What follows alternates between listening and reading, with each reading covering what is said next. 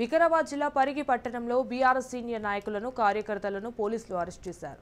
ఈ అరెస్టులపై BRS party శ్రేణులు మండిపడ్డారు. బీఆర్ఎస్ పార్టీకి చెందిన ప్రతి కార్యకర్తలు తెలంగాణ ఉద్యమకారుడని, సీఎం రేవంత్ తెలంగాణకు వ్యతిరేకి అని తెలిపారు. బీఆర్ఎస్ కార్యకర్తలను, నాయకులను, ఎమ్మెల్యేలను టార్గెట్ చేసి అరెస్టులు చేయిస్తున్నారని, తొందరలో ప్రజలు కాంగ్రెస్కు బుద్ధి చెప్తారని అన్నారు. సిపి ఆఫీస్కి వెళ్ళి అక్కడ మెమరాండం ఇచ్చే సందర్భంలో కేసు చేయాలని ఏదైతే చెప్పడం జరిగిందో అక్కడ కొన్ని సంఘటనలు జరిగినాయి.